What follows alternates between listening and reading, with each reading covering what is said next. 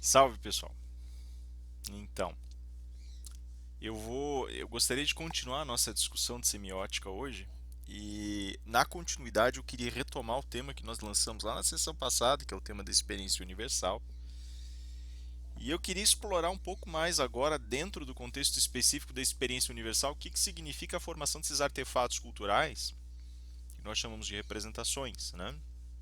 A gente comentou lá que a experiência universal ela começava justamente quando a gente tem aquele ponto tangencial da estruturação da poética e que existe um caráter implosivo da linguagem que se une à questão poética e a gente colocou essa comparação para mostrar que existem pelo menos duas grandes dimensões desse aproveitamento desse desfrute poético na produção jurídica, né?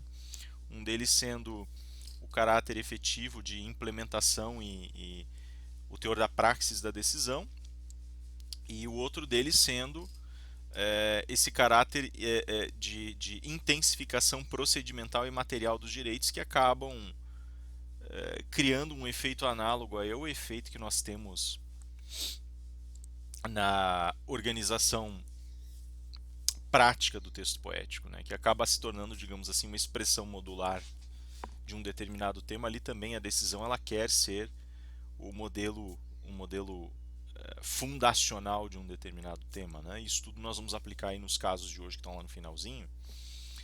Mas eu queria justamente falar um pouco sobre como essas representações culturais são tracejadas e como nós temos efetivamente, como é que isso opera, como é que isso funciona num cenário cultural um pouco mais amplo, né? E como, portanto, essa produção do artefato linguístico, grosseiramente falando, como ele,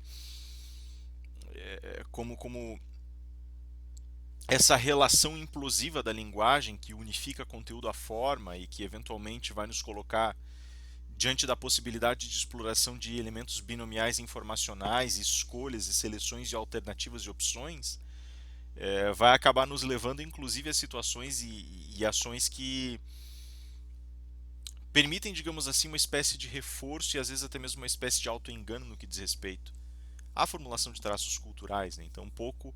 Agora, a ideia é justamente, né, se a gente for resumir esse movimento, é pegar o que a gente obteve lá na experiência universal da linguagem, né, e trazer agora para o espaço dessa formação cultural, tentando entender como ela vai se definir, como ela vai se tornar uma definição capital dela mesma e como ela vai se afastar dessa definição capital na medida em que ela tende a se resumir, tende a se tornar mais representativa.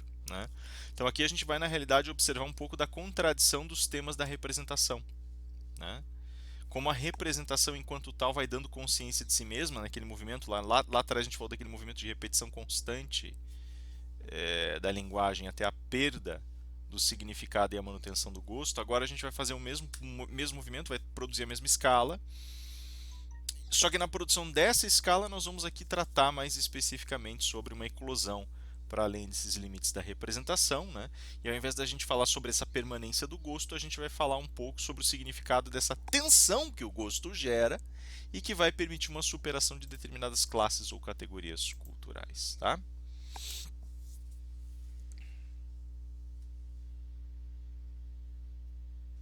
Então vamos lá.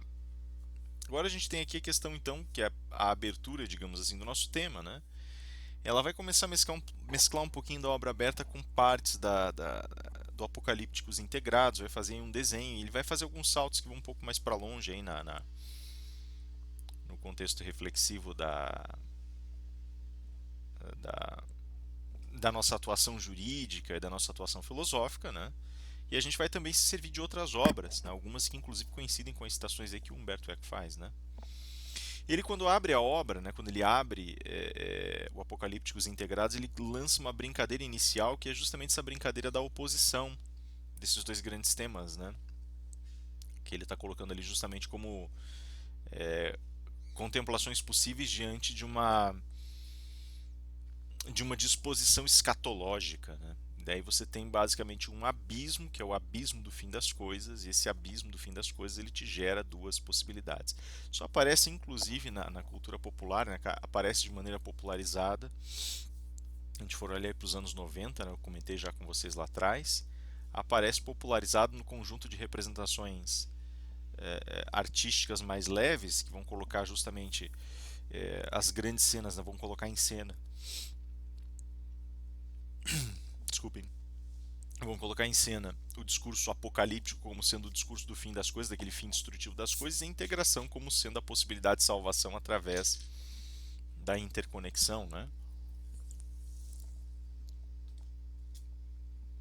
Então a gente tem um pessimismo em oposição ao otimismo, um ceticismo em relação a um otimismo, né? Essa dualidade é interessante nesse sentido porque ela oferece na realidade duas respostas a um mesmo contexto, sendo que esse contexto, a rigor, ele é a rigor posicionado aí como contexto de uma desconstituição da própria existência. Ele não é, em um primeiro momento, pura e simplesmente esse modelo de desconstituição, mas ele é a rigor também um lugar que está significado para a própria produção da linguagem, né? Então existe uma significação dessa escatologia, desse scaton, né, desses scatos, desse fim das coisas, né? Scatos, ele é um termo um pouco mais amplo do que nós costumamos pensar num primeiro momento, inclusive. Ele vai falar sobre o fim de qualquer coisa. Ele não é só o fim de todas as coisas, aquele fim primordial. Ele vai representar a ideia de decadência, o termo de qualquer coisa. E esse eu acho que é o ponto mais interessante, porque a alegoria representativa desse lugar na linguagem fala sobre a possibilidade desses fins como sendo o termo de uma determinada confluência existencial, o termo de uma determinada ritmicidade existencial, de um determinado sentido produzido, né? Então, quando a gente fala sobre a questão da aproximação desse fim, na realidade nós não estamos falando pura e simplesmente, talvez não estejamos, perdão, falando primordialmente de um termo real, ou de um termo concreto, ou de um abismo concreto, um abismo das relações e das questões concretas. Talvez nós estejamos simplesmente falando do abismo do fim da significação, do abismo do termo da significação. E esse é o ponto interessante, porque aqui a dualidade apocalipse e integração ela começa a se desdobrar e ela começa a mostrar uma representação um pouco mais vigorosa do que o próprio texto inaugural do Humberto Eco, que é expor, que é apresentar. Na verdade, quando a gente está falando sobre essa possibilidade desse termo, o que nós estamos trabalhando é uma contraposição àquilo que nós chamamos lá atrás de experiência universal. Uma revisão daqueles termos, de modo que agora nós possamos contemplar o que significa a formação do artefato representativo, do artefato de significação, dentro desse contexto renovado. Quando a gente chega nesse limiar de linguagem, quando a gente chega na possibilidade, na beira do abismo, por assim dizer, o que existe ali é como Levinas colocaria a possibilidade de não, perdão, como Derrida colocaria a possibilidade de não mais significar, né? O silêncio total diante de um esforço de significação. E isso tem uma coletânea múltipla, ele pode aparecer de formas múltiplas e por razões múltiplas. Apocalipse e integração são duas posturas posicionadas diante desse abismo. Dois olhares que nós passamos a ter e que de alguma maneira passam a estabelecer um tratamento possível dessa relação. Eu posso dizer, por exemplo, que ela efetivamente é um termo que se avizinha, e enquanto termo que se avizinha, a deflagração dessa diluição, dessa desaparição de processos de significação determina ao mesmo tempo o termo de uma qualidade identitária de existência, determina ao mesmo tempo o termo de uma relação poética, o termo de uma relação de significação, o termo de uma relação que a rigor talvez não tenha se completado em seu sentido. Ao passo que o movimento da integração demonstra a possibilidade de sobrevivência por meio de atos transformadores, de atos de conexão desses artefatos representativos que se ligam a realidades posteriores. Então são dois olhares que a rigor estão integrados ou para o interior da própria relação linguística, o Apocalipse que me diz essa relação linguística como dada se encerra, ou se vocês preferirem o mundo como conhecemos se encerra, e ao mesmo tempo esse projeto integrador mais amplo que a rigor estabelece ou engrandece, tenta esticar, tenta realinhar os processos de produção cultural em suas forças íntegras. Isso nos traz, portanto, a um processo que é mais amplo e que vai falar sobre esse significado geral da cultura, né? Não é incomum, por exemplo, que a gente veja essa concepção de apocalipse, essa concepção do fim do processo de significação como uma relação que, ao mesmo tempo, quebra uma cadeia delicada de constituições que estiveram armadas e preparadas para a formulação gradual de um discurso civilizatório, de um estado civilizatório de coisas. Então, quando a gente chega a esse termo, que a gente vê dali para frente é uma desconstituição de uma ordem calculada, né? Um retorno a um determinado espaço de caos. Né? Se a gente voltar lá aos termos anteriores utilizados na obra aberta, a gente pode lembrar o termo caosmose, colocado pelo Humberto Eco, quando ele vai dar exemplos de estruturas poéticas desconstituídas e voltadas para uma abertura total, né? E ele vai dar vários exemplos, vai falar de Joyce como exemplo de passagem, vai falar, enfim, de autores da modernidade. E ali a gente vai encontrar uma referência a estruturas poéticas que são desfeitas na sua capacidade de significação, mas que guardam significações ocultas. Ali a gente tem essa possibilidade de desagregação, essa armação caótica que desalinha, que desestrutura, que desfaz um pouco o limiar dessas relações culturais em um sentido amplo. Isso também traz um contexto de significação um pouco mais feroz no que diz respeito a essa relação apocalipse-integração. Para que a gente consiga entender o que é esse abismo, é necessário que a gente antes entenda como ele se conforma. E ele só vai se conformar a partir do momento em que a minha própria manta de significação, meus próprios laços de significação, formam por eles próprios uma concavidade e eles próprios se encerram em si mesmos. Existe, por conseguinte, aquilo que nós vamos chamar de uma restrição codificadora. O que significa essa restrição codificadora? Veja, todo traço cultural, todo processo cultural que ganha muita intensidade, começa a operar sobre sua própria identidade, ele começa a se trabalhar de uma maneira a se tornar cada vez mais complexo. Né? Humberto Eco ele vai dizer assim, engraçado porque a cultura em seu sentido próprio, em seu sentido mais fundamental, não é um gosto adquirido. A cultura ela não promove uma aceitação aberta e indistinta de todas as possibilidades, ela não é porosa, ela não é aberta a comunicações no seu sentido mais amplo. Né? Pelo menos ela não é muito ágil e ela não cede muito facilmente a quaisquer tentativas de acesso. É esse o sentido específico. Ela incorpora, ela promove atos antropofágicos, por assim dizer, ela se comunica, mas ela não permite a qualquer indivíduo seu ingresso ou seu acesso rápido e imediato. Ela exige um cadenciamento muito forte no sentido de sua codificação. Então a cultura altamente refinada, a estrutura universitário-científica, o espaço de deflagração de novas críticas e de novas discussões, né? Como vai ser dito lá na discussão sobre a cultura e sobre a renovação cultural nos Estados Unidos, por exemplo, né? Ela tem características muito próprias, ela é ousada, ela dificilmente vai dar a entender o que ela está fazendo, e ela vai resguardar determinadas motivações apenas para aqueles que foram iniciados nos seus processos e que de alguma maneira foram atraídos por um interesse muito especial em relação a esse processo cultural.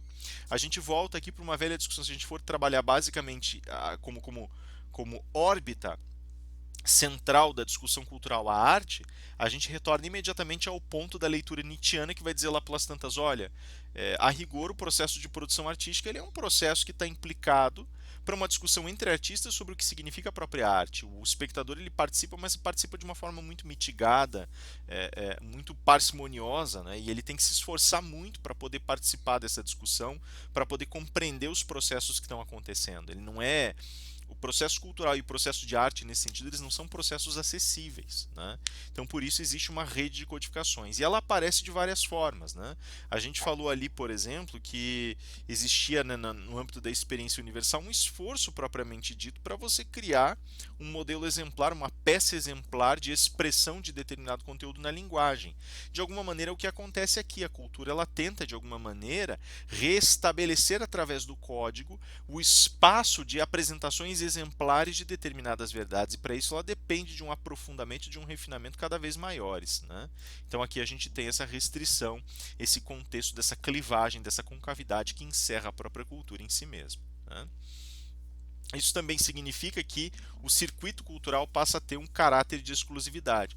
Pensem, por exemplo, né, se você vai sentar, por exemplo, para assistir filmes, né, você tem uma coletânea, uma coleção de filmes que são muito mais popularizados e, portanto, eles são muito mais acessíveis nas suas referências, muito mais acessíveis nas suas discussões.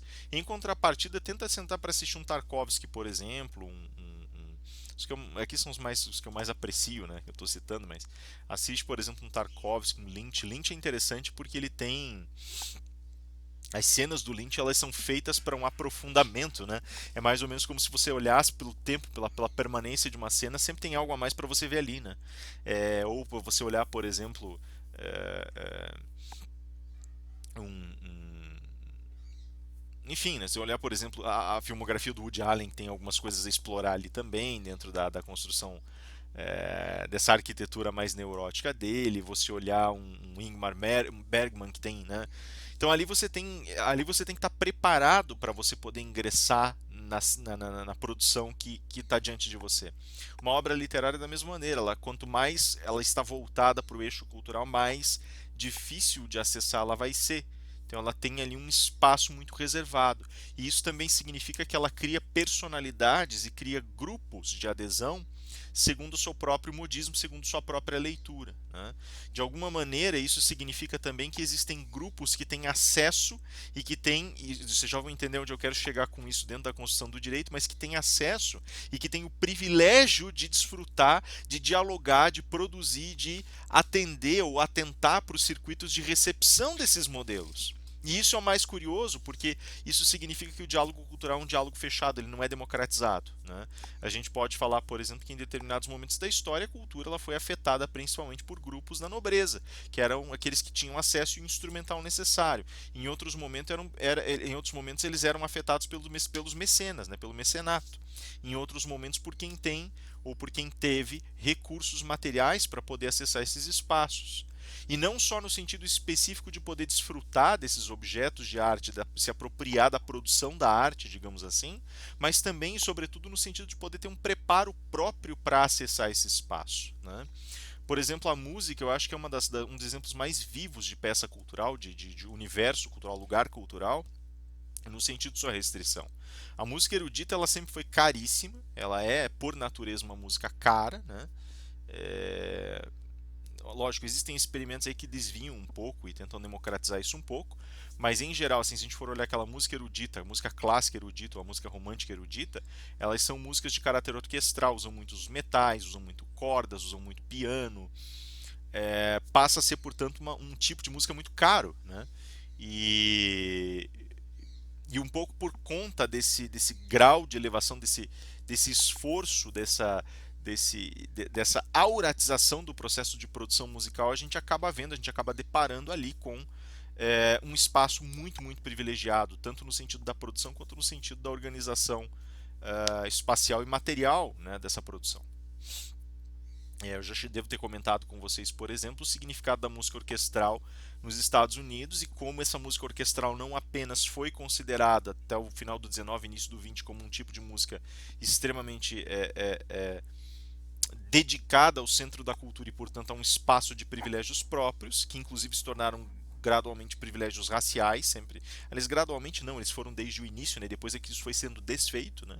Mas era basicamente um espaço de afetação cultural e era um espaço de confrontos abrasivos com outras formas de cultura, né? Chega um determinado momento, se a gente for olhar, por exemplo, a história do blues e a história do jazz, em determinada situação, em determinado ponto da história, é, a posição das grandes academias, principalmente dos grandes grupos orquestrais de Nova York, da Orquestra Sinfônica de Nova York, desses grandes grupos, das grandes academias, das grandes escolas de educação e ensino musical, era vamos ensinar para essa gente aí o que é fazer música, porque eles não sabem, eles estão querendo dizer que esses barbarismos, essa bobajada de ragtime, de jazz, de música à corda do violão, né, o blues, que essa bobajada é música. Nós temos que ensinar para eles o que é música, afinal das contas. Então veja, existe aqui uma detenção, uma retenção do conhecimento nesse universo cultural privilegiado que é um universo caríssimo, né? Isso é uma outra história para um outro momento, mas esses têm uma pincelada do que pode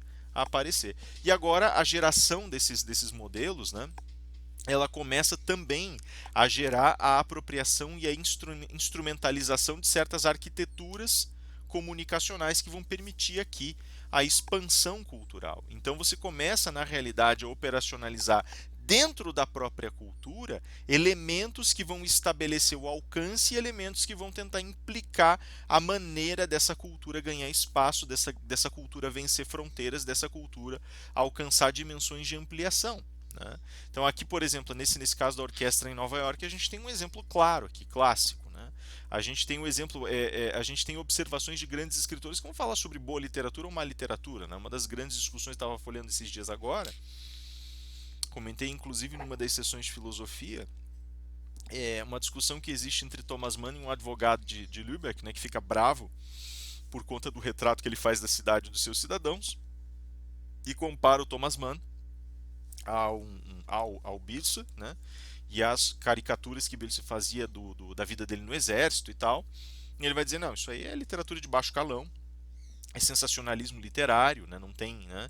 Então é interessante porque existe aqui um jogo de atritos, né? Porque ao mesmo tempo em que, e vejam que o espaço de disputa é um espaço muito curioso nesse sentido, porque de um lado você tem esse advogado fazendo a apologia de modelos literários ou obras literárias que não façam um ataque frontal e direto a modelos caricaturais de vida, ou que não aproveitem ou não desfrutem a experiência material do escritor, mas ao mesmo tempo você tem o escritor dizendo, cara, isso que ele está dizendo que é arte, que não é arte, na realidade é arte, e na realidade é a contribuição do artista, a contribuição do escritor, a contribuição do indivíduo que se engaja na cultura é oferecer um olhar distinto sobre as coisas.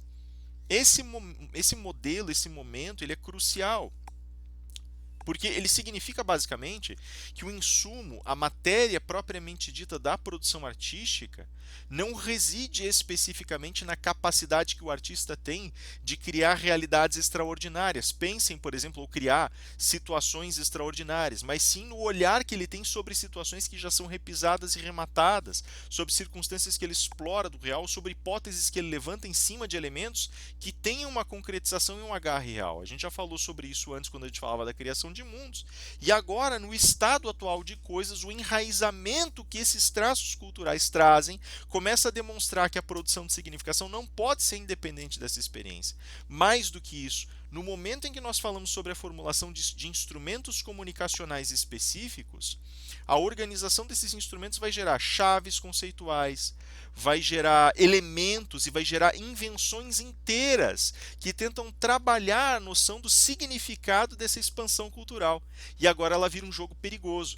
Para vocês percebam, se existe essa discussão entre esse advogado e o Thomas Mann, o que eles estão tentando determinar aqui é o eixo central, o eixo formal da identidade cultural. Quer dizer, enquanto o advogado fala, não, o artista ele inventa coisas, o artista ele é um criador. O Thomas Mann vem e diz, não, ele não é um inventor nem um criador. Na realidade, o artista ele é aquele que desfruta dos elementos materiais e oferece um olhar distinto, uma perspectiva distinta. A contribuição artística, a contribuição cultural é uma contribuição perspectiva. Ela não vai se sobrepor à natureza nem substituí-la. Ela vai explorar e vai oferecer uma visão, um ângulo, um olhar próprio, um encaixe que vai te permitir, nesse sentido, produzir a significação. Só que agora a gente criou um problema. Então a gente tem, num primeiro momento, um confronto do que significa arte, uma discussão sobre a arte que está partindo de um ponto de vista que, a rigor, tenta expulsar o outro elemento da concepção de arte. Uma discussão de cultura que tenta alienar e marginalizar determinados aspectos de produção da cultura. Agora percebam, no entanto, que isso cria um mecanismo inverso àquele que nós estávamos colocando agora há pouco, que era o da elitização, né, no âmbito do privilégio, da elitização do leitor e da elitização desse atributo artístico. Isso é muito interessante porque, enquanto o advogado fala, olha, o problema é o escritor fala, o problema é o leitor. Então, o Thomas Mann ele percebe que o jogo ele já não está mais presente no sentido específico da confrontação conceitual da arte pura, mas ele está sobretudo presente na capacidade de determinar quem vai definir o que é arte, quem vai definir o que é cultura. Percebem? Se é aquele que produz a cultura, se ele é o emissor, se ele é a arpia cultural, grosseiramente falando, e por favor me perdoem aqui o termo, mas se ele é aquele que vai elaborar, que vai lapidar a cultura, então o projeto que ele propõe acaba sendo necessariamente um projeto perspectivo, um projeto que de alguma maneira desauratiza e tenta tirar um pouco do sufoco inventivo que pesa sobre os ombros do artista, sobre os ombros do produtor, do emissor da cultura, sobre os ombros daquele que está tentando estabelecer fundamentos para a cultura, ou que está tentando discutir o que é a superação de um cenário cultural próprio. Do outro lado, você tem esse cara que é o sujeito que está desfrutando da peça de arte, que está dizendo eu não gosto, não me agrada, mas está falando desse eu não gosto e não me agrada sem jogar o jogo segundo suas regras, né? E esse problema de capacitação é fundamental. Percebam, né? Então, novamente, se a discussão foi colocada aqui no sentido desses conceitos, essa discussão está começando a ter um desdobramento. Ela está começando a encontrar ferramentas para se resolver, percebam. Porque num determinado minuto, aquele que produz a cultura vai lá e diz: olha, você como leitor não está capacitado, e o leitor vem e diz: você como escritor não está capacitado. Só que se esse escritor não está capacitado, então existe uma subversão do processo de arte. Mas no minuto em que você descapacita o leitor, você necessariamente tem que mostrar por que, que você está descapacitando e por que, que esse privilégio existe. Não é simplesmente por um dizer eu não gosto, mas de onde vem esse gosto seu? O que está acontecendo para você não gostar? Volta lá atrás agora na experiência universal. Se lá atrás nós falamos que a captação do gosto vinha, apesar de toda a repetição e da permanência de algo, e eu comentei com vocês que isso acaba sofrendo um desgaste na medida das transformações culturais, agora nós podemos perceber o porquê. As transformações culturais elas não permanecem ou se vão por causa do gosto. Tem algo a mais, tem um eixo de discussão que surge em cima da permanência ou não permanência do gosto. E esse ponto, no final das contas, eu acho interessante porque o próprio Thomas Mann, quando ele vai entrar nessa discussão, o comentário que ele tece é um comentário muito brutal. Ele fala assim: olha, eu nem daria muita importância para esse cara. Ele ainda sacaneia um pouco com o advogado, dizendo assim: na verdade esse cara aí está querendo atenção, viveu uma vida muito amena, muito, né, simplista e agora ele quer atenção. Daí ele fala: mas tem alguma coisa que me incomoda. Ele pôs lá Bilse e Mann. Por que, que ele pôs os dois? O que, que é esse E? O que, que é esse aditivo? E por que, que ele me colocou nesse balaio? E o que, que ele descobriu ali? E aí ele começa a chincalhar o cara dizendo assim: ele acha que ele descobriu um movimento literário novo, em que a gente faz caricaturas e ri da cara dos outros e usa o material, o insumo real que nós temos para produzir a literatura, mas todo escritor é assim. Ao longo de toda a história da literatura você vai ver exemplos fartos disso. E aí ele volta atrás e tenta primeiro desconstruir essa hipótese teórica que o outro criou. E veja a elegância do Mann nisso. Por que, que ele está tão incomodado com essa história, afinal das contas? Ele está incomodado porque ele sabe que aquela é a batalha crucial para a sobrevivência da obra dele. Por mais que seja só um advogado de Lübeck que está falando, e se incomoda porque se esse argumento existe, se o gosto começou a sofrer um declínio, logo logo virão argumentos que se consolidarão e permitirão o ocaso da obra, permitirão o ocaso do ciclo. Tá? E ele está no coração de um grande ciclo. Ele mesmo fala assim: olha, estou. E veja que ele assina o ciclo em que ele está comentando como ele produziu a obra. Ele está falando lá pelas tantas: eu estou se não me engano, ele tava, não me lembro se ele estava em Milão ou Roma, não me lembro onde ele estava na Itália. Falou: eu estou aqui na Itália, acho que estava em Milão. Mas eu estou na Itália e eu estou longe de Lübeck. Lübeck para mim é um universo imaginário praticamente. É uma memória de infância que está quase se perdendo, né? Mas eu uso o que eu conheci. Então veja, o que, que ele está querendo dizer com isso? Para um indivíduo que está exilado de sua terra, ele pertencia ao coração do Exiliteratur, né? Depois ele vai justamente pertencer a esse espaço por conta do movimento ideológico na Alemanha e tudo, né? Ele fala: eu por conta disso, por conta desse afastamento da minha casa, eu estava na Itália na época, quando eu escrevi o livro, para mim, né, quando eu escrevi meu livro sobre, enfim, né, usando esse espaço, para mim esse espaço era praticamente um universo paralelo, era uma distância imensa. Então, o jogo, ele mesmo está admitindo, o jogo da invenção e o jogo do uso concreto de elementos não está muito claro para mim. E ele está assinando o movimento dele assim: olha que elegância, né? Mas ao mesmo tempo ele está descreditando esse indivíduo, está lançando esse cara em descrédito e está dizendo para ele: você não está capacitado. Mas por que, que você não está capacitado? Não é só pelo teu gosto.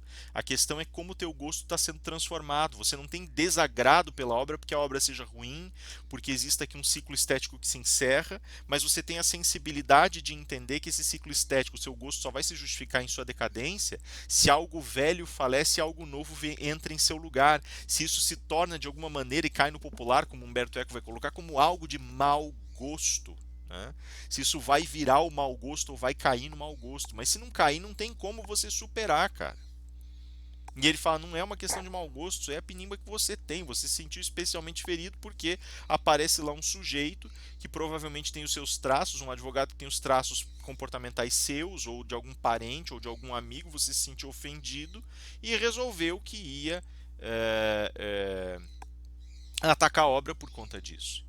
Como isso é uma questão muito pessoal, muito individual, ela não pode ser entendida como um encerramento de um ciclo. Então você foi o porta-voz aí de uma causa perdida, eu lamento dizer, mas não é o caso. E nisso, nesse jogo, nesse atrito que ele está travando, né, nesse atrito, que vai falar sobre a questão dessa possibilidade de duas expansões, uma expansão que preda e marginaliza a outra, ele acaba marginalizando essa expansão porque os instrumentos próprios dessa marginalização já estão presentes, né? Então ele já consegue enxergar no discurso desse advogado um jeito de expulsá-lo, de jogá-lo para fora. E ele faz isso mostrando teu gosto, ele não é exatamente um gosto, ele é recalque. Se fosse gosto, ele entraria num universo de coisas misteriosas e maciças tão difícil da gente abordar. Que aí eu já não sei mais em que medida eu consigo te afetar pessoalmente, te agradando ou desagradando, e isso é uma questão muito peculiar, né? Como tanto o Eco quanto o Mann vão admitir em determinados momentos. O Mann ele tem uma batida diferente, ele vai falar sobre a questão espiritual em cima disso, né? Mas o Eco vai falar, cara, gosto é uma questão, né? A gente poderia tratar o gosto como uma questão puramente individual, isso é muito difícil, né? Porque aí a gente não tem parâmetro nenhum para fazer uma leitura. É muito complicado, né? E isso também envolve o movimento subsequente, que é a ideia de uma popularização da cultura, né? Veja, existe um movimento muito curioso que esse outro lado, essa outra fala declara, e que ele está presente ali, ele está permeando, ele está nas margens ali, ele já está ganhando força em outros aspectos, em outros lugares, em outras regiões da produção cultural, né? Talvez exista um lugar da cultura que não seja que não permita uma compreensão clara dos artefatos produzidos, dos elementos que estão sendo projetados, que estão sendo colocados e calculados e apresentados, né? E esse lugar que não compreende, ele exige, ele demanda uma certa simplificação. Só existe uma concessão no sentido próprio da cultura porque ela quer ganhar alcance, tá? Vocês querem um exemplo disso bem prático e bem geral? É só vocês olharem, por exemplo, o que existe hoje no sentido de uma tentativa de facilitação do âmbito da produção literária, produção científica, produção filosófica. Você facilita tudo que você pode para você poder vender mais, grosseiramente falando. Lógico que a gente não falaria aqui sobre a questão da venda, mas falaria sobre a ampliação e facilitação da produção textual no sentido específico das ferramentas que estão disponíveis e no sentido específico da gente querer ampliar o alcance daquilo que está sendo apresentado, né? Então não era nem uma questão financeira num primeiro momento, mas havia aí uma economia, que é a economia desse alcance da produção da palavra, da produção poética, da produção, né? Então você está tentando jogar para cada vez mais longe, cada vez mais alcance, cada vez mais espaço, você está tentando aumentar, incrementar a dimensão da tua leitura, né?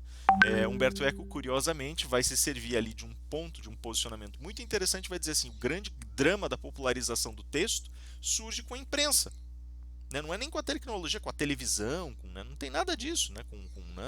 Com o jornal. É antes, é lá atrás, com a invenção da imprensa, a gente já começa a olhar, né? Isso a gente vai pegar lá na Asa Briggs e no Peter Burke, né?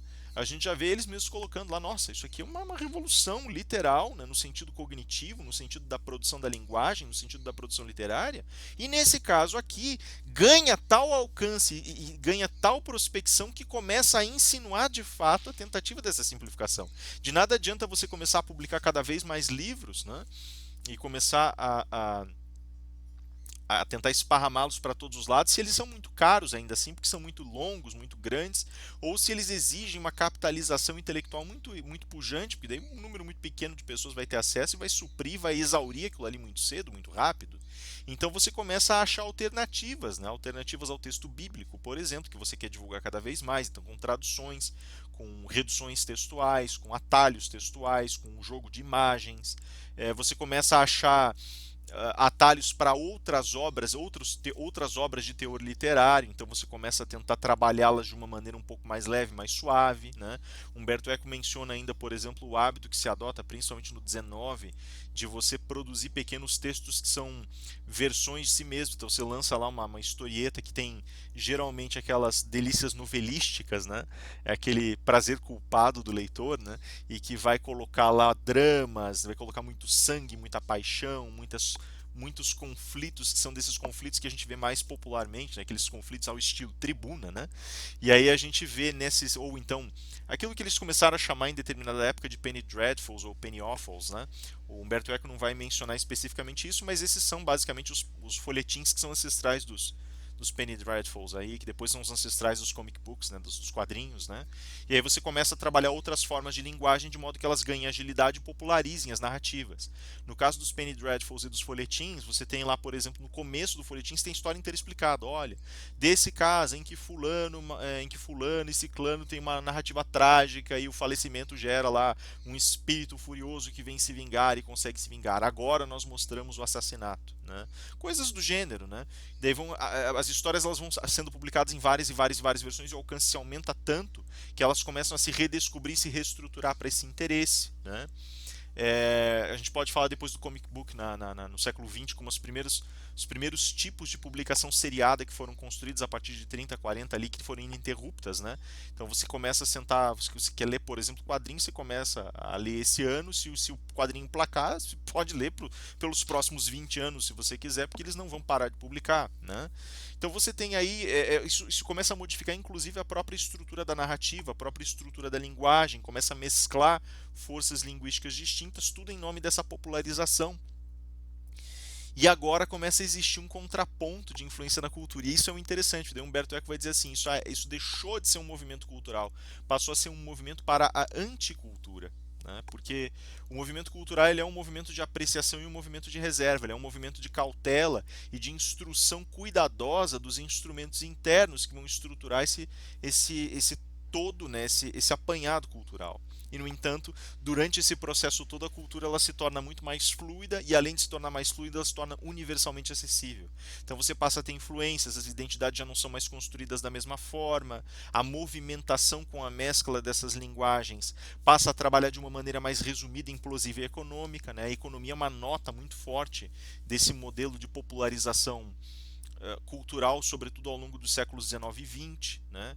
Então você começa agora a ter todo um processo que vai realinhar aquilo que nós entendemos por cultura. E isso é o mais interessante, porque a cultura, veja, o que eu acabei de colocar com o Thomas Mann é que quando a gente tem na realidade uma decadência, uma confluência de determinados gostos, e esses gostos vão sendo desafetados e desmantelados, eles vão permitindo a transformação da cultura e a renovação de aspectos culturais. Né? Então existe uma mescla de funções e de operadores que tentam controlar esses elementos, mas a rigor eles vão tomando força por eles mesmos, por eles próprios, eles vão tentando se desdobrar. Com relação a esse contexto ainda, se a gente for fazer uma leitura mais específica, a gente pode observar aqui uma comparação fundamental entre os elementos transformadores e os impactos de conversão da cultura. Pensem, por exemplo, que o âmbito da transformação cultural ele foi visto de uma maneira muito mais sisuda, talvez muito mais austera, quando nós tratávamos desse ciclo anterior em que a cultura tinha um certo privilégio, em que ela era um certo espaço privilegiado. Né? Eu acho interessante a comparação com a leitura lotmaniana do assunto, né? Porque o Lotman ele fica sem entender, quando ele está estudando a transformação da cultura russa, sem entender o significado específico daquela explosão que a gente comentou lá atrás, né? Que a gente comentou no curso passado, que basicamente significa uma súbita eclosão de transformações políticas e de um cenário de apreciação artística e de repente você tem, literalmente a gente volta aqui para o começo da nossa preleção e fala sobre aquele abismo de significação. Só que aquele é um abismo muito mais abrupto que todos os demais, ele não demonstra um avizinhamento, a revolução ela cria um cap, né? E esse cap ele inclusive cria uma moda que vai proliferar ao longo de todo o leste europeu e que vai ter uma expansão muito maior para outros campos, que é justamente da arte em seu sentido realista, da produção cultural em seu sentido realista, mas principalmente da arte pictórica e da literatura. E essa desconstrução, na realidade, ela começa a jogar com essa percepção do real e do não real, porque ela vai ter uma intrusão muito forte no metadiscurso do real. E aí a gente começa a intensificar e a recuperar aquilo que o Thomas Mann tinha falado, no sentido específico do contexto da ex-literatura. Isso é um dos grandes temas, até onde eu vejo, da ex-literatura de uma forma geral, né? Justamente em que medida você consegue falar sobre perspectivas sobre algo dado e em que medida você consegue compor algo que você possa chamar de real a partir disso. Né? Então, por exemplo, o Mann ele tinha uma fórmula, ele promovia a exacerbação do real ao ponto de ele chegar onde ele queria. Né? Mas se você vai trabalhar aqui o desenho de outros pensadores, de outros autores, aqui então, por exemplo, um Hesse, né?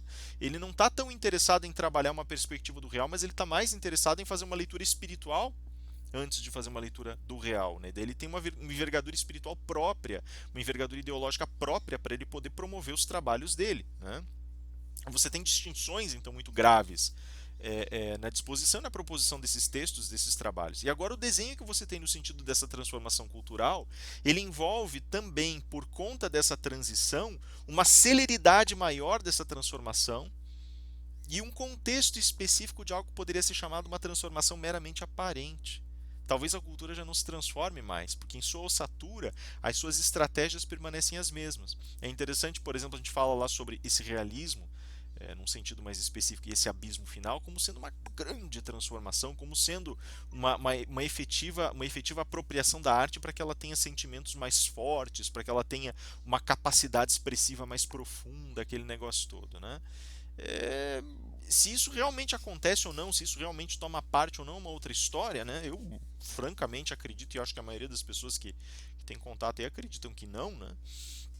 Que na realidade acontece é uma mistificação, uma- um emprego dos instrumentos culturais e artísticos para você maquiar exatamente o que você está tentando traduzir nesse processo, né? E aí a criação de uma desilusão do real, digamos assim, né? Ou de uma é, e dentro dessa desilusão do real, de um processo que acaba sendo justamente um processo contraditório, né, contraposto, né? Você se desilude da possibilidade de alcançar o real e nessa impossibilidade de alcançar, de atingir o real, você desconstrói por completo ali a leitura perspectiva como algo que possa ser mitigado, discutido ou debatido, né? Basicamente você cria um real substituto, por assim dizer, né? Um pseudo real substituto. Mas assim, me parece justamente que agora a gente tem essa mesma força apropriadora numa espécie de mudança falsa, né? É uma oferta do novo falso, digamos assim.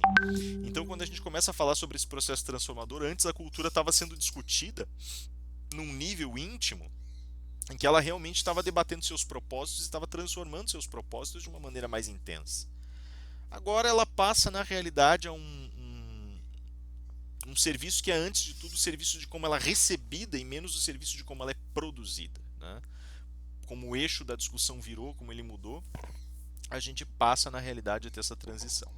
E o que é pior, na realidade, a discussão, como ela acaba virando uma discussão sobre as confecções eficientes da cultura, ela também se torna automaticamente um debate sobre o metadiscurso da cultura, e por conta disso ela acaba sendo também, em certa medida, ao invés de um debate sobre o conteúdo cultural e a maneira como a cultura conforma os espaços, ela também passa a ser aí uma discussão mais específica sobre como as tensões metadiscursivas podem afetar é, é, é, o terreno dessas transformações, né? Basicamente, a gente começa a adotar uma consciência de que nós temos uma cultura, por assim dizer. Só que essa consciência ela não é suficiente para que a gente entre no debate do que significa essa cultura. Nós estamos conscientes de sua existência, mas não estamos conscientes de sua natureza, e isso é um grande problema. O Humberto Eco ele tem um exemplo muito claro disso ali, e a gente já vai dar na sequência, né? Mas ele começa a falar especificamente sobre a maneira como nós começamos a discutir, a criar o debate nesse metadiscurso cultural, né? A gente começa a criar artefatos culturais dentro do próprio metadiscurso da cultura. Esse é o problema, percebe? Ao invés da gente entrar no metadiscurso da cultura e desmontar a cultura e trabalhar os conteúdos culturais, os elementos culturais em seus propósitos, a gente acaba aprisionado pela cultura, consciente de que ela existe, tentando arrastar o metadiscurso cultural para dentro da dinâmica cultural, sem perceber que está fazendo isso. Isso envolve, nesse sentido, o Humberto Eco ele define de uma maneira mais clara isso, dizendo assim, olha, cada época tem uma cultura sua, cada época tem um acionamento cultural próprio, e a gente começa a perceber que o problema passa a ser uma tentativa desesperada de descobrir como essa cultura funciona e como a gente transcende esses modelos culturais e como esses movimentos estão acontecendo e o que eles são, o que eles significam. Só que quando a gente faz esse movimento, a gente começa a perceber na realidade que existem discursos chaves, existem chavões que vão nos permitir fazer uma leitura de concepção de cultura e vamos aprisionar, vamos aprisionar dentro do contexto específico desses modelos de cultura. Então, por exemplo, ele vai dizer assim, ó, tem dois conceitos que são cruciais e muito complicados, né? O primeiro deles é de cultura de massas. Ele fala assim, aqui não sabemos nada sobre o que é cultura, mas sabemos muito sobre as massas, né? Porque é a massa que está sendo traduzida e é a massa que está sendo tensionada. Isso é um deboche que ele usa dentro do texto, até onde eu vejo, e é uma maneira dele dar uma alfinetadinha dizendo, olha, quando nós falamos em cultura de massas e falamos nessa conversão e nessa popularização, isso tem um papel representativo, porque como ele é mais recepção, como eu coloquei agora, e menos discussão sobre a natureza da cultura, essa recepção ela vai falar muito de quem recebe, por óbvio, né? Então ela vai tentar estudar e analisar o encantamento e os modelos, as tensões de quem está recebendo o traço cultural, não de quem está produzindo. Razão pela qual a virtude central da cultura começa a se perder. Eu já não sei mais o que é cultura, ninguém mais sabe o que é cultura, mas todo mundo sabe o que quer, todo mundo sabe o que deseja consumir. Percebem? Então é aquela coisa assim, mais ou menos assim, a cultura pop, principalmente dos anos 80, 90, 2000, ela se tornou, digamos assim, a coroação desse movimento de certa maneira, ainda que ele tenha começado muito antes, né? E a coroação desse movimento vem justamente no sentido de ser aquela coisa rapidamente utilizável e facilmente desprezável. E um dos pontos centrais que ele coloca justamente como elemento de formação dessa cultura de massas é a torção dessa percepção, que talvez fosse mais fidedigna e talvez mostrasse mais claramente a ameaça dessa massificação da cultura, por um termo que é conhecido como indústria cultural. Ele mostra uma rejeição muito forte no que diz respeito à leitura de Frankfurt. Aqui ele vai falar, esse negócio que os frankfurtianos inventaram aí, que essa escola de Frankfurt inventou, e que de alguma maneira fala em certa medida sobre o que a cultura se tornou e vai falar um pouco sobre essa questão, essa acoplagem, que a indústria cultural é um conceito complicado, né? O pessoal fala que indústria cultural na realidade significa a produção em massa e a produção seriada de elementos culturais. É isso, mas não é bem isso, né? Na realidade, indústria cultural, Humberto Eco ele esclarece aqui, inclusive, de uma maneira um pouco mais contundente. Indústria cultural, na realidade, é como se a gente falasse indústria de cultura, né? É uma cultura voltada para a realidade industrial, né? Então, não é que você produz serialmente a cultura, é que o objeto industrializado coopta a cultura, né? E daí você começa a criar uma cultura para a realidade industrial. E é isso que o Humberto Eco está dizendo. Cara, o conceito, ele nesse sentido, ele é muito preciso. Só que o problema é que ele é autofágico, ele não entende que ele é autofágico. Porque basicamente o que o Humberto Eco está colocando aqui é aquela mesma menção que o Bourdieu fala: uma sociedade que tenta se entender por seus próprios instrumentos envenena seus instrumentos com um veneno que tenta compreender. Então ela tem as mesmas idiosincrasias que estão na sociedade, estão nos instrumentos metodológicos dessa sociedade, por isso o método está envenenado pela própria sociedade. Daí você tem um dilema. É mais ou menos o que acontece aqui. O conceito está envenenado pelo seu próprio epocal e o conceito está envenenado por si mesmo, de modo que ele também é um produto de um modelo industrial, de um universo industrial. E é isso que Humberto Eco está colocando para nós. Então ele vai dizer: indústria cultural é um termo enganoso. A gente acha que a gente conseguiu compreender no formato das garrafas de Coca-Cola, na maneira seriada da gente ver a produção da arte, na mistura de arte com artesanato, que na realidade não era uma mistura, porque os dois originalmente eram arte, mas daí existe uma separação e depois uma reapropriação. Ele fala: não é nada disso, é que a gente está achando que a gente entendeu o problema e não entendeu.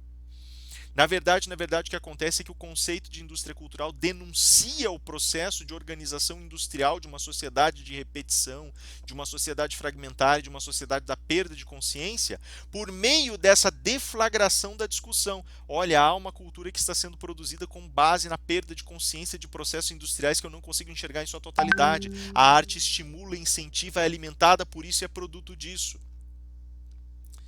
É isso que ele está dizendo ali. E esse está mais próximo do conceito original lá que a gente vai ver na escola de Frankfurt, né, entre os frankfurtianos. Só que ele fala assim: na realidade, o problema se você for olhar, por exemplo, quando um Adorno está saindo das explorações musicais e estéticas dele, quando ele está saindo da exploração da mínima moral, ele está tentando se libertar disso, ele está tentando buscar a emancipação. Ele fala: cara, eles fracassaram de cara. Porque no minuto em que eles construíram essa peça, eles produziram uma peça que era resultado desse modelo industrial. O próprio nome o diz: indústria cultural. Né? Então, assim, o que ele quer dizer com isso? Indústria cultural, ele é um conceito que só é possível nesse contexto. Ele é um significante que só é possível no contexto, ele só pode emergir nesse contexto. Ele é único para esse contexto.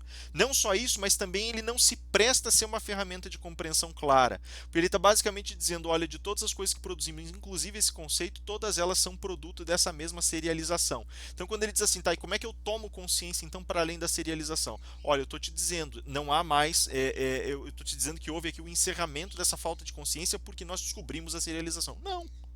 Você não descobriu a saída do processo de serialização. Você não entendeu que você está brigando, inclusive, no lugar errado. A esfera de disputa é errada quando você fala culturalmente estamos serializados. O problema não é a cultura. A cultura é o resultado.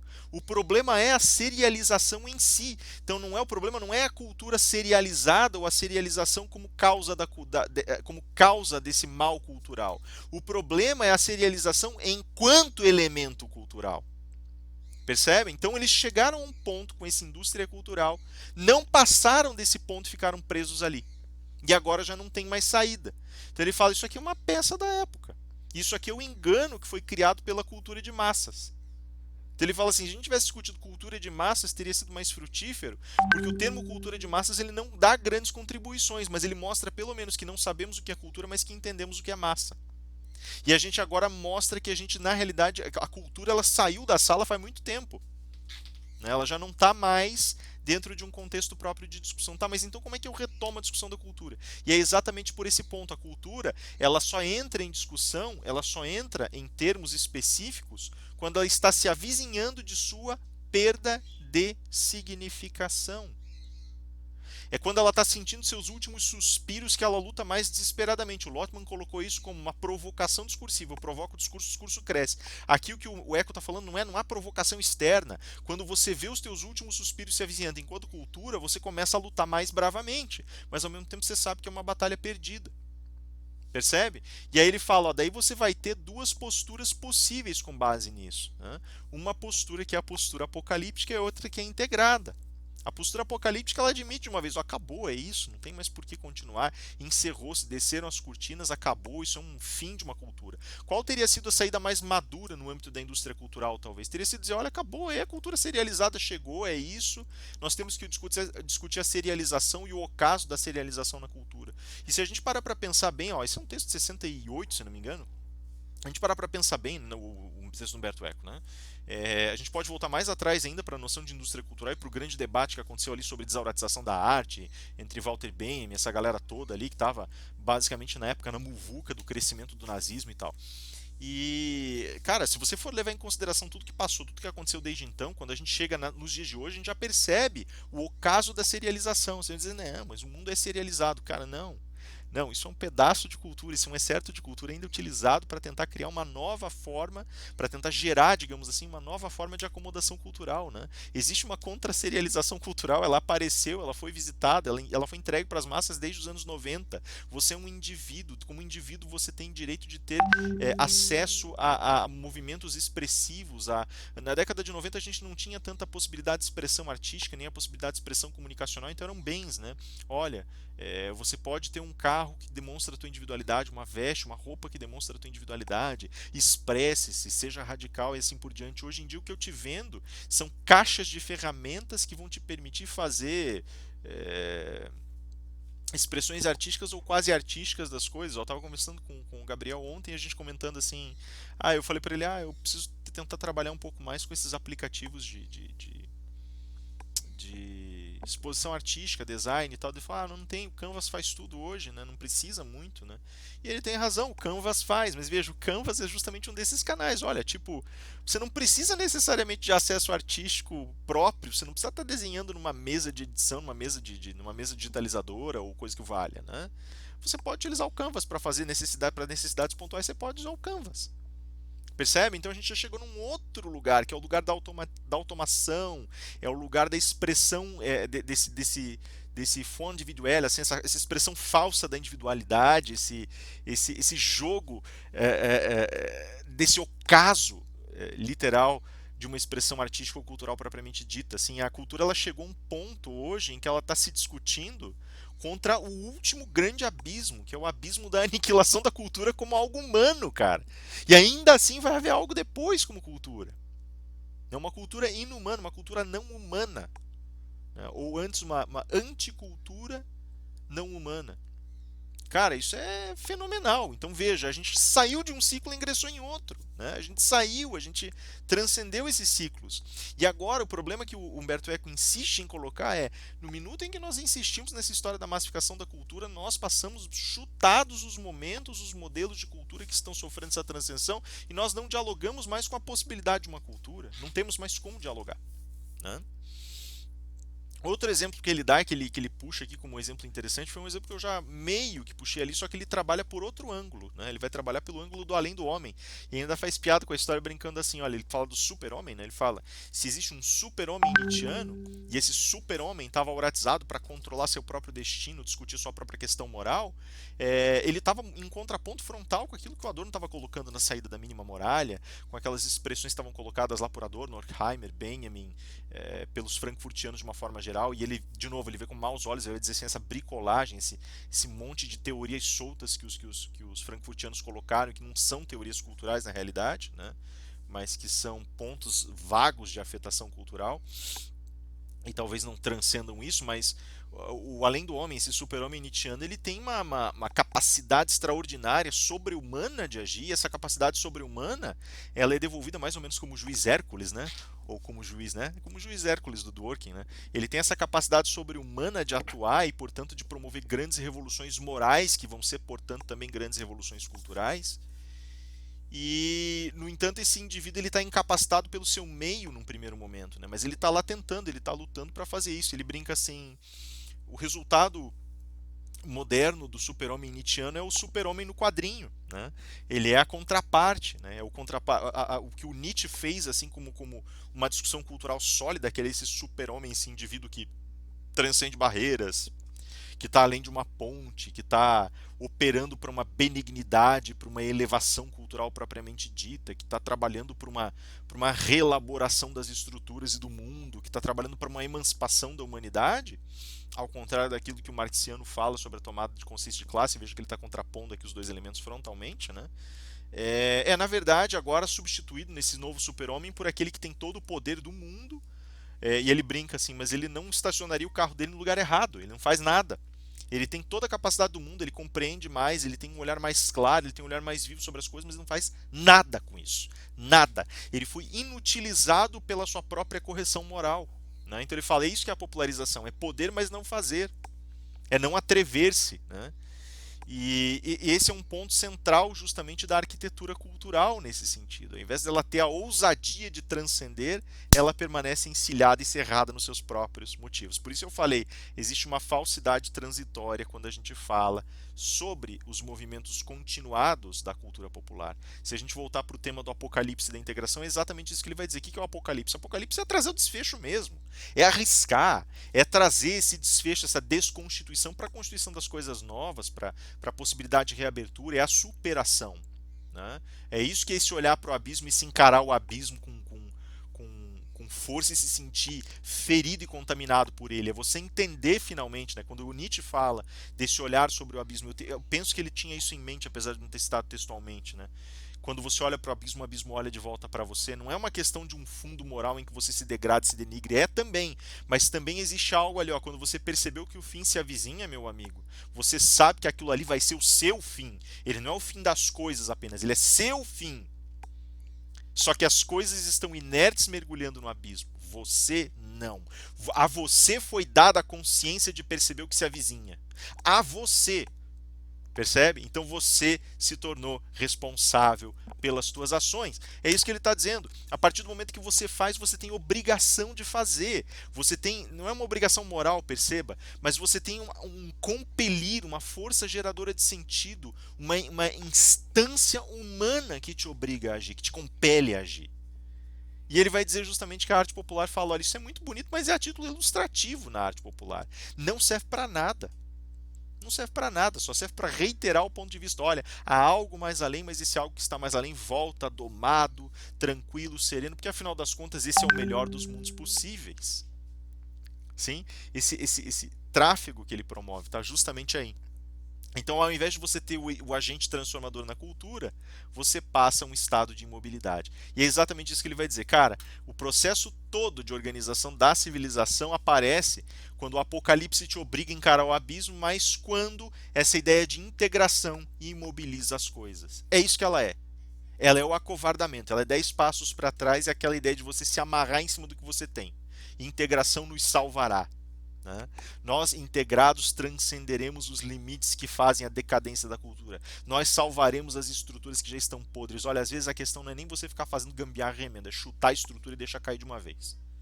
Essa é a lição mais fundamental que se recebe em vários níveis, em várias instâncias. Inclusive, dentro do cristianismo que Nietzsche tanto criticou, é essa grande lição. Meu amigo, se está podre, chuta e deixa acabar de uma vez. Começa outra vez. Não vai ficar fazendo remendo nem conserto.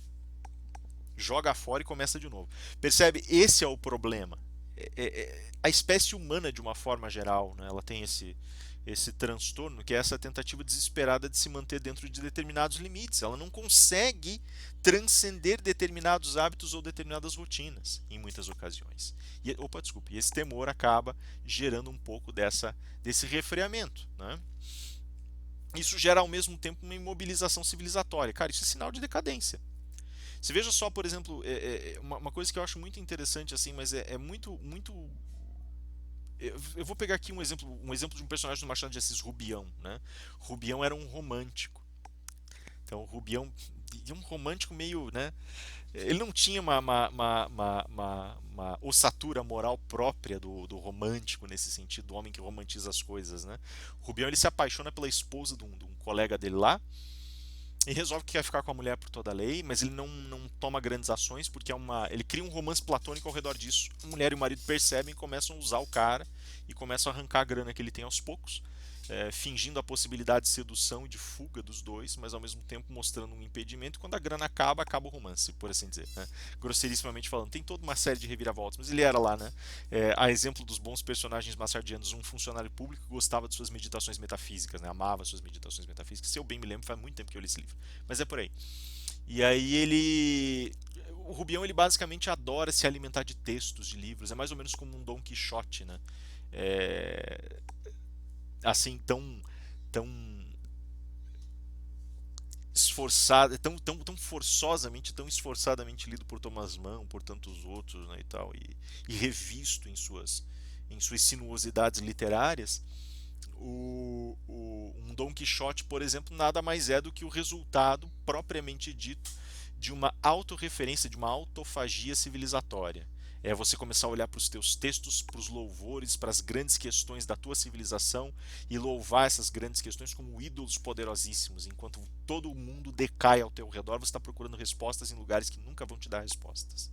Teus velhos textos, tuas velhas descobertas, teu passado de glórias e assim por diante. Né?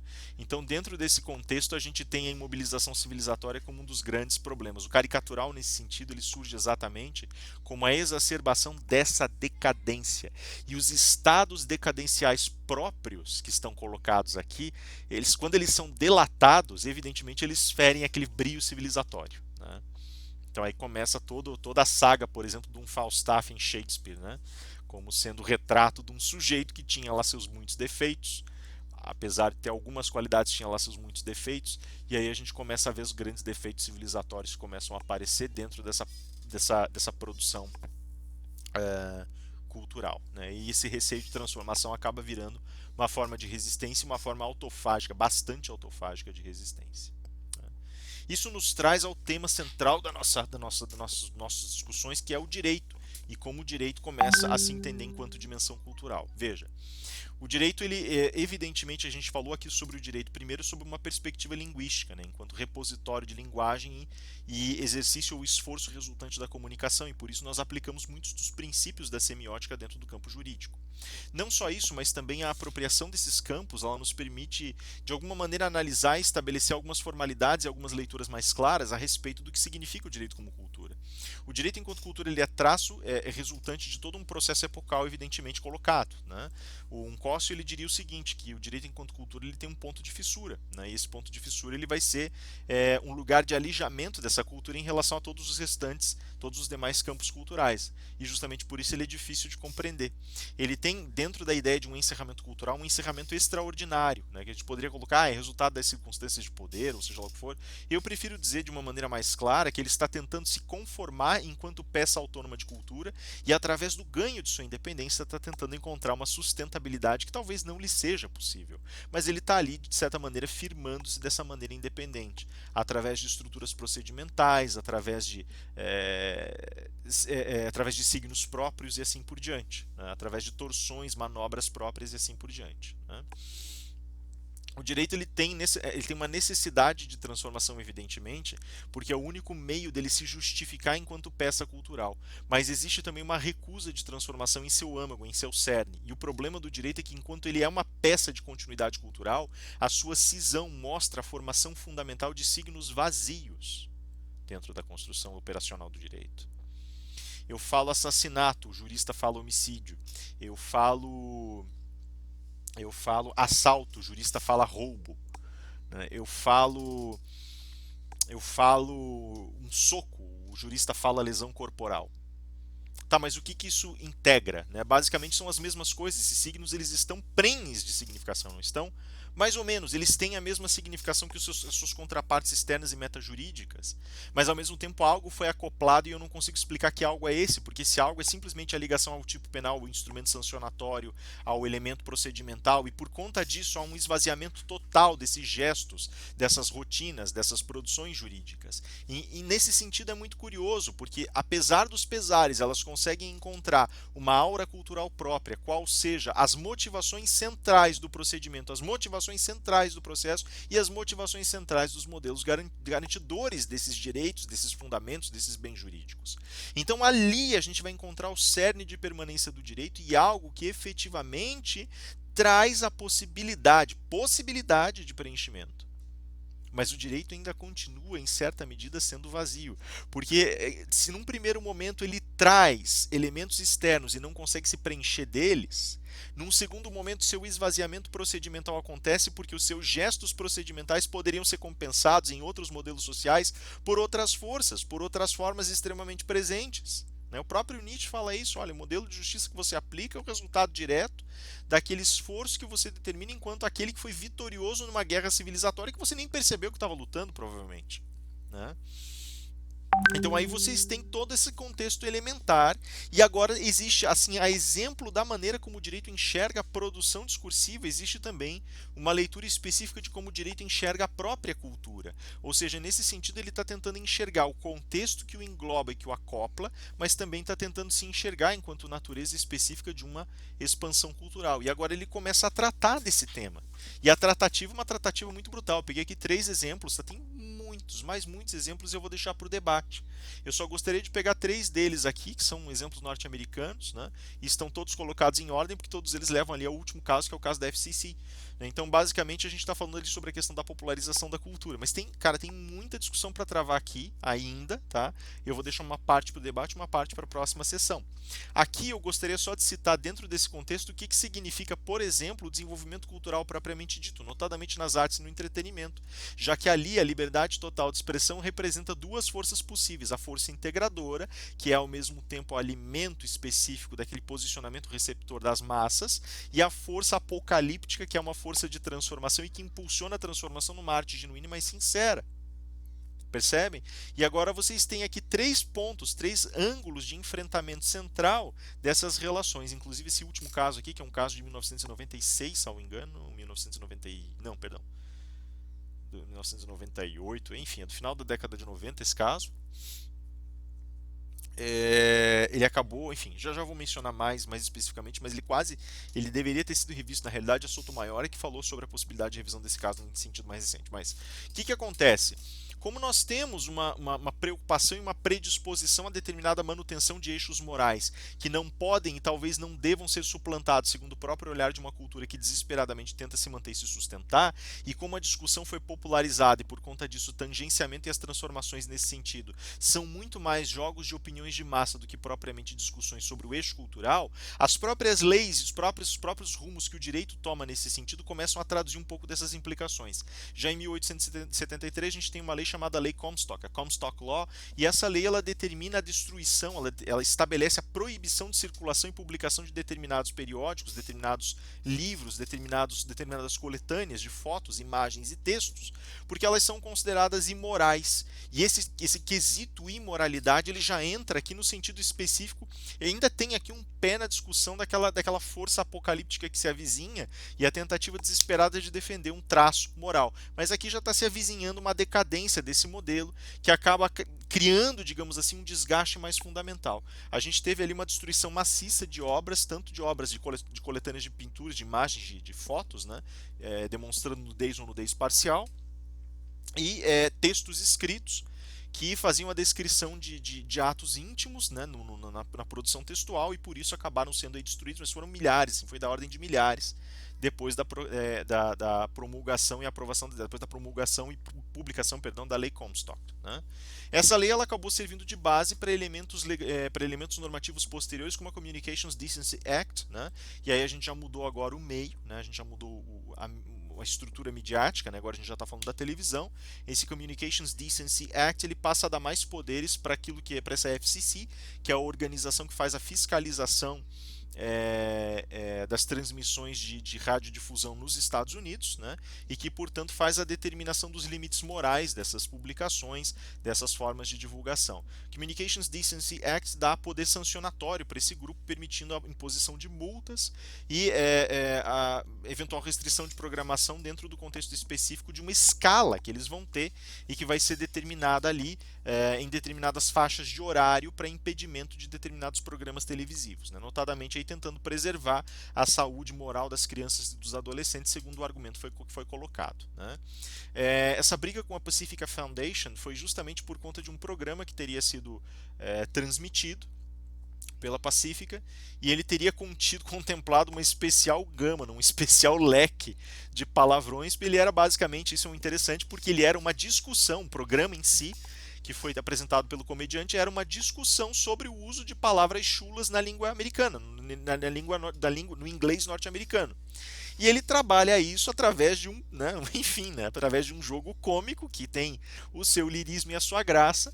Só que isso aí foi trabalhado em um horário, estava disponível às 2 da tarde, inclusive e daí a confusão toda começa quando um pai de família está dirigindo o carro dele, escuta isso na rádio com o filho dele, de 15 anos de idade, no banco do lado, se não me engano, e ele fica abismado com aquilo, dizendo: poxa, eu quero criar meu filho para ele não aprender essas coisas, de repente eu estou só com o rádio ligado ouvindo um programa e no meio da programação me aparece isso, eu não tenho nem tempo de impedir meu filho de ouvir.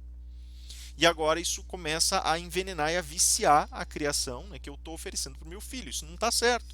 Se fosse em um horário adequado, se eu tivesse a alternativa né? Então ele fala que existe, que o argumento que ele levanta é que existe um processo especialmente invasivo no traço de observação e contemplação da cultura, e por isso existe a necessidade de uma regulação na fonte, já que isso está acontecendo o tempo todo e até então, pelo menos, a gente não tinha nenhum dispositivo que permitisse o impedimento de acesso das crianças e dos adolescentes à televisão, à rádio, nesse sentido. Hoje em dia, enfim, né? Hoje em dia isso é um argumento completamente diferente, mas está aí uma dessas situações.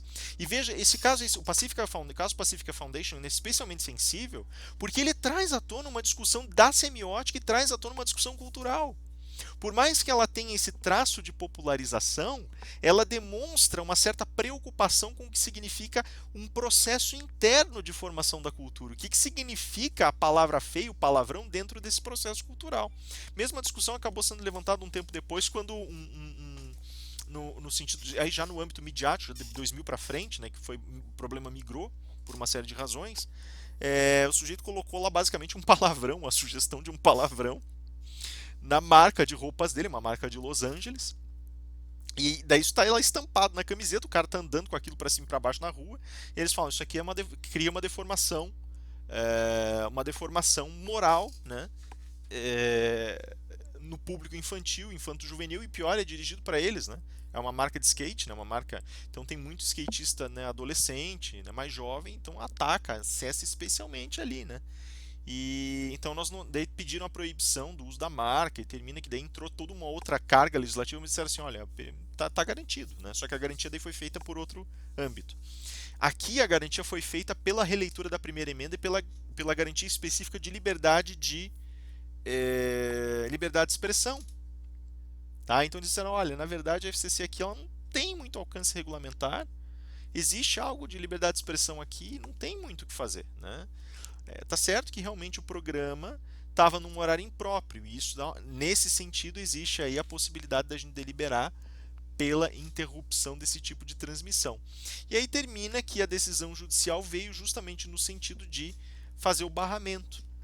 Inclusive, por conta da legislação posterior e por conta das aprovações posteriores que a FCC apresenta, né, esse barramento ele acaba se tornando um barramento meio que universal, e esse barramento universal ele acaba gerando inclusive uma reação, uma resposta nas redes de televisão e rádio, porque elas passam a ter isso integrado ao seu regime, né? Principalmente depois do Communications Decency Act, ali você começa a ter um esforço maior no sentido de multar e assim por diante. Mas tem várias situações análogas aí, né? E dentro desse contexto específico, a gente tem efetivamente aquilo que a gente pode entender como sendo uma discussão cultural, e essa discussão cultural ela acaba envolvendo, por conseguinte, todo um conjunto de procedimentos que a rigor estabelecem, por assim dizer, um modelo de limitações específicas, né, na própria discussão do que significa a cultura, né? E aí a popularização, a massificação da discussão, a massificação do debate começa a empurrar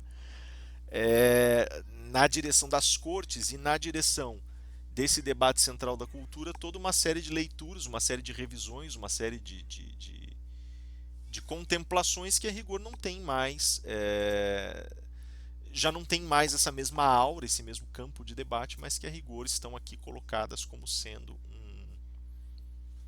um contexto específico, trazendo um contexto específico aí que é o contexto dessa integração e popularização, né? Quando o assunto maior levanta a lebre lá na frente sobre a questão da possibilidade de reforma, ela na realidade ela coloca apenas como uma observação contrária à decisão, né? Ela só coloca como uma observação contrária à decisão que eles deveriam ter revisto esse caso aí lá na frente, num caso de 2012, já nessa situação, em virtude de, se não me engano, um caso da Fox, esse outro, por conta de um palavrão que foi colocado lá numa propaganda de um daqueles shows deles, lá daqueles reality shows deles. E daí tem toda uma discussão ao redor do que pode ou não pode ser colocado ali. Eles foram bem brutais em dizer assim, isso aí acaba envolvendo um espaço desnecessário de potencial subversão da infância, da juventude e assim por diante. Daí eles ficaram nessa fronteira de revisão do Pacífica, de repensar, de não repensar, se eles deveriam ou não deveriam, né? Mas enfim, aí a gente tem todo esse contexto. Eu vou deixar mais especificamente para discutir o resultado desse caso dos demais em debate, e aí eu retorno na próxima sessão com mais casos que estão auratizados ao redor disso. Daí tem muitos casos, tem casos que envolvem obras literárias, a chegada, por exemplo, do Ulisses na América, o uivo do Ginsberg, por exemplo, que é um caso que também foi julgado por conta de sua qualidade literária, possibilidade ou não possibilidade de apreensão. Tem filmes que foram julgados, foram a julgamento por causa disso. Tem bastante coisa para discutir em cima disso, tá? Mas eu vou resguardar um pouco dessa discussão, até porque eu já estourei absurdamente meu tempo. Beleza, pessoal? É isso aí. Qualquer coisa me procurem, tá? Eu vou deixar esse videozinho aqui para vocês. A gente discute logo mais e é isso aí, galera. Valeu, aquele abraço.